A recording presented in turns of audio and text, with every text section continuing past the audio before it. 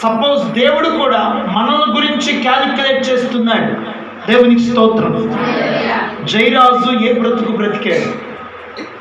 ఆంతర్యం ఎలా ఉంది జయరాజుది? ఓన్లీ పై బ్రతికే కాదండి, మన ఆంతర్యం కూడా ఎలా ఉంది? ఏది? ఇప్పుడు నేను పైకి శుద్ధమైన మాటలే చెప్పవచ్చు, లోనే ఉందే అశుద్ధం ఉందేమో.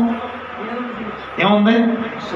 పైకి తెల్ల సొక్కానే, లోనే సొక్క నల్ల సొక్క ఉందేమో. ఏమండి? మనందరికీ మన ఆంతర్యాన్ని కూడా ఆయన ఏం చేయగలడు? అందుకని బైబిల్లో రాయబడిందండి, ఏమన్నా తెలుసా?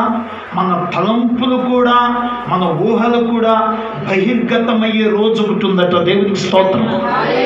చదవడు ఒకసారి. కొరింథీయులకు రాసినటువంటి పత్రికలో పౌలు చక్కటి మాట ప్రస్తావన చేస్తాడు. మొదటి కొరింథీయులకు రాసినటువంటి పత్రిక త్వరగా కొన్ని వచనాలు, ఇది జ్ఞాపకార్థ కూడిక టైం కనుక మనం చాలా తక్కువ టైంలో ఎక్కువ మాట్లాడిందాం.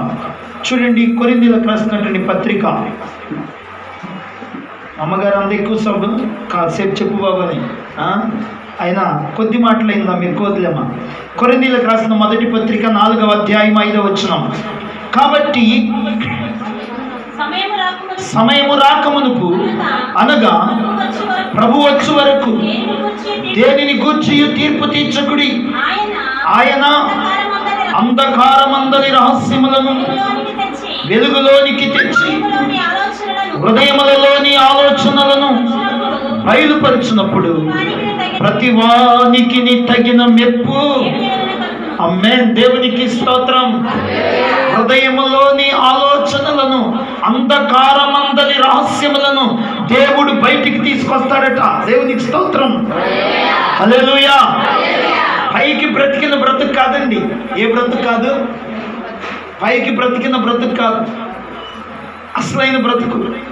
మన అంధకారమందరి రహస్యములను అంటే నీ ఆంతర్యములో, నా ఆంతర్యములో, మానవ ఆంతర్యములో, ఈ భూమి మీద పుట్టిన ప్రతి మనుషుని యొక్క ఏ వర్గమైనా, ఏ చదువైనా, అందమున్నా లేకపోయినా, ఎలాంటి వ్యక్తి హృదయములో ఉన్న ఆలోచనలను దేవుడు బయటికి తీసుకొస్తాడట. దేవునికి స్తోత్రం. హల్లెలూయా. నీ ఆలోచనలు ఎట్టున్నాయి? ఎవరి పట్ల? తోటి మనుషుల పట్ల ఎట్టున్నాయి? దేవుని పట్ల ఎట్టున్నాయి?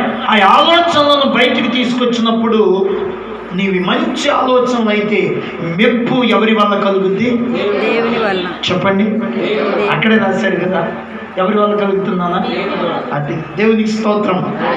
కాబట్టి మన ఆలోచనలను బయటికి తీసుకొస్తాడు, మన క్రియలు మన వెనకాల వస్తాయి. మన క్రియలు మన వెనకాల వస్తాయి. కనుక దేవుని బిడ్డలారా, మనము ఈ భూమి మీద ఉండగానే, ఎక్కడ ఉండగానే? చెప్పండి మీరందరూ. ఎక్కడ ఉండగానే?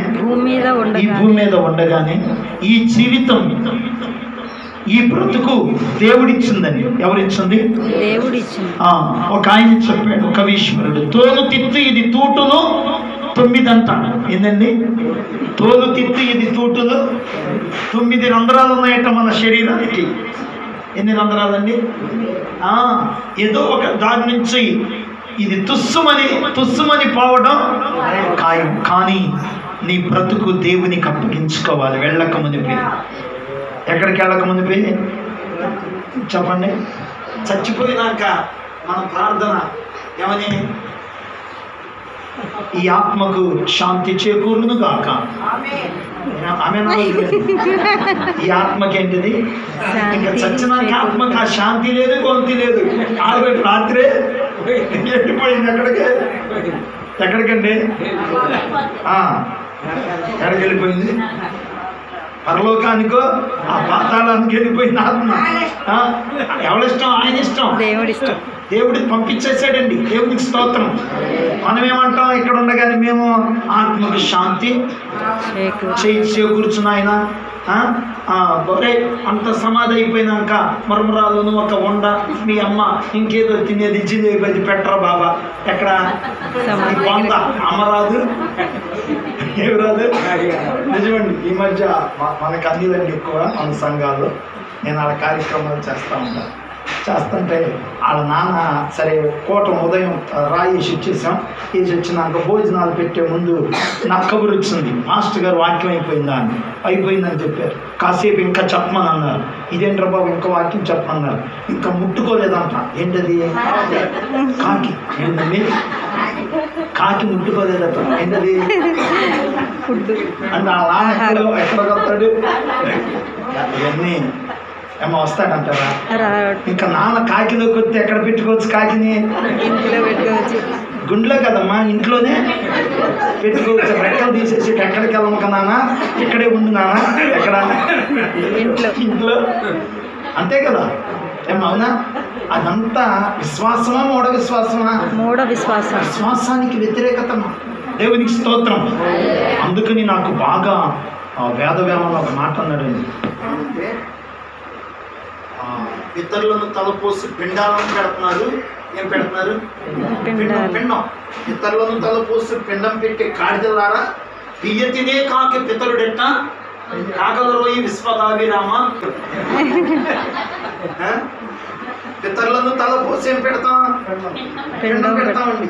ఇప్పుడు అమ్మన్న వచ్చి తింటుంది, పుట్ట ముందు పెడతాంగా. ఏంటది? అమ్మాయి మీరు పెట్టండి, నాకు ఇబ్బంది ఏమి లేదు. కానీ మన యొక్క ఏదో తృప్తి, మన తృప్తి. పితరులను తలపోసి పిండాలను పెట్టే గాడిదలారా బియ్య తినే కాకి పితరుడెట్ట కాగల రోయి విశ్వదాభిరామ వినురవేమన వేమన యోగ పద్యాలను చక్కగా చెప్పాడండి. దేవునికి స్తోత్రం. హల్లెలూయా. దేవుని బిడ్డలారా, అందరం వెళ్ళిపోతాం.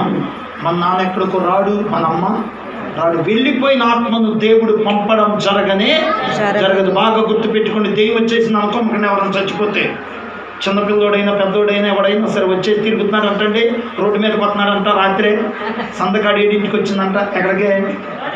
రోడ్డు మీదకి తలుపు ఏం కొట్టింది? అసలు భయపడవద్దు. వెళ్ళిపోయిన ఆత్మ రాదు రాదు రాదు. ఏమా? దెయ్యం అంటే భయం అక్కడ అసలు మనకి ఏమంటే భయం అండి. చనిపోయిన వాళ్ళు రానే గుర్తు పెట్టుకోండి. దేవునికి స్తోత్రం.